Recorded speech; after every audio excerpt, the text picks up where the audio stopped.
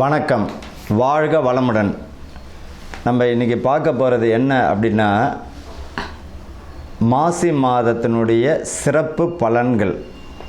பொதுவாக இந்த மாசி மாதத்தில் பார்த்திங்கன்னா மகம் நட்சத்திரமும் பௌர்ணமியும் இணைந்த நாள் தான் மாசி மகம்.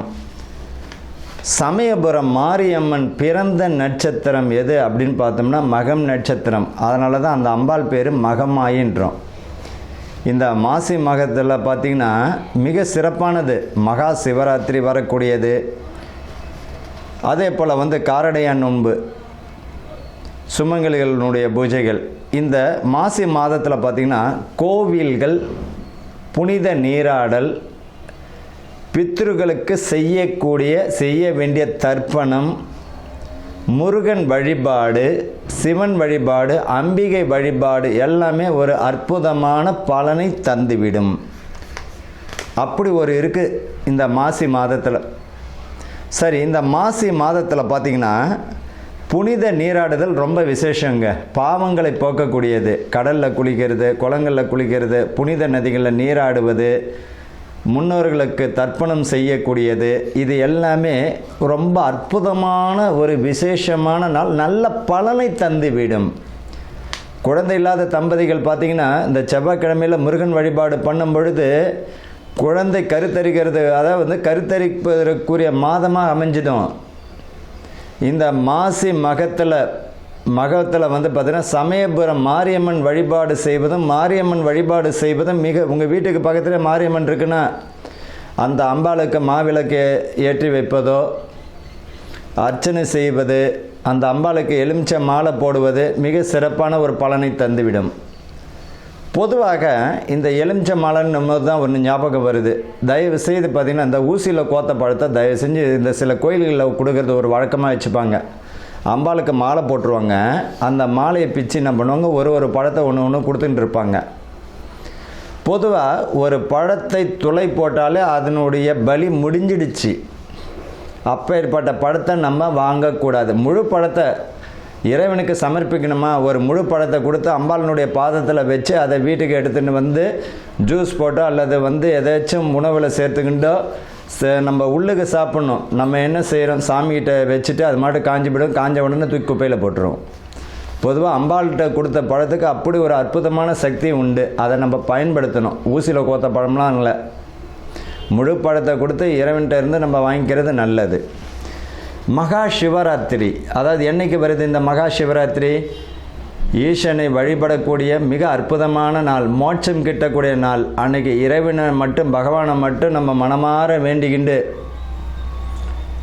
நீ தான் கதி அப்படின்னு சரணாதிகதி அடையணும். மகா சிவராத்திரி அன்று பார்த்திங்கன்னா ரொம்ப அற்புதமான நாள். என்னைக்கு வருது அப்படின்னா 15/2/2026 மாசி மாதம் 3ஆம் தேதி மகா சிவராத்திரி. மாசி மாதத்தில் வரக்கூடிய மகம் நட்சத்திரம். சமயபுரம் மாரியம்மனுடைய நட்சத்திரம், பிறந்த நட்சத்திரம் பார்த்திங்கன்னா மகம் நட்சத்திரம். அதனால தான் மகமாயின்றோம். 2/3/2026 மாசி மாதம் 18ஆம் தேதி அன்றைக்கி மாரியம்மன் வழிபாடு, வராகி வழிபாடு, பெண் தெய்வங்கள் வழிபாடு, அம்பிகை வழிபாடு மிக அற்புதமான ஒரு பலனை தந்துவிடும்.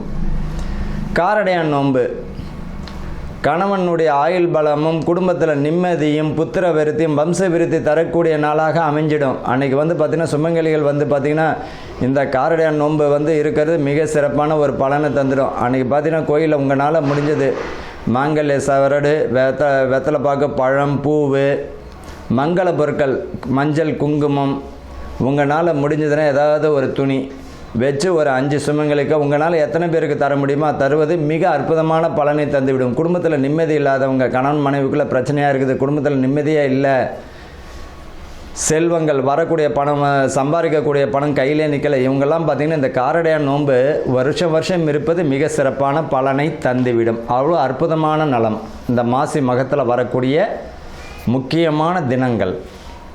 இப்போ அடுத்தது பார்த்திங்கன்னா இந்த ராசி பலனுக்கு நம்ம போகலாம். கன்னி ராசி அன்பர்களுக்கும் நேயர்களுக்கும் ஆனந்த வணக்கங்கள்.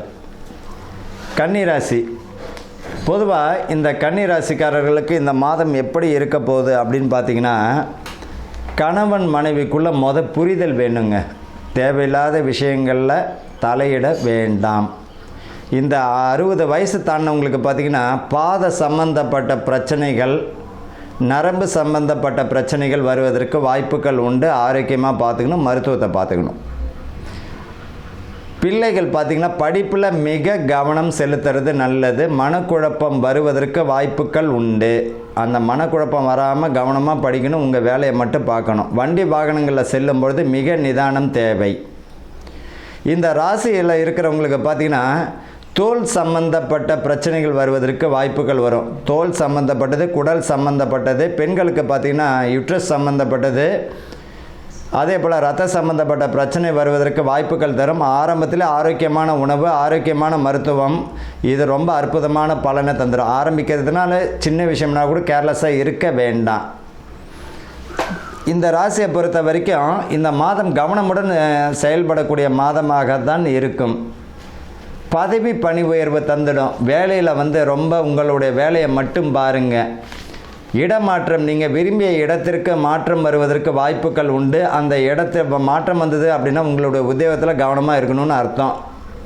இதை விட அங்கே பழைய இடமே நல்லா இருக்குன்ற மாதிரி எண்ணங்கள் ஓடும். கொஞ்சம் வேலையில் நிதானத்தை கடைபிடிக்கிறது நல்லது.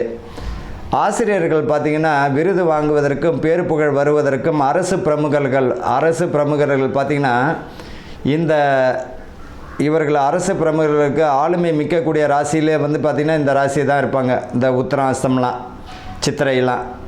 இவர்கள் வாக்கு நிதானம் வேணும். தேவையில்லாத ஒரு நபரை பற்றி விமர்சனம் செய்ய வேண்டாம். உங்களுக்கு என்ன தேவையோ அதை சொல்லுங்கள், என்ன தேவையோ அதை முடிச்சுக்கோங்க.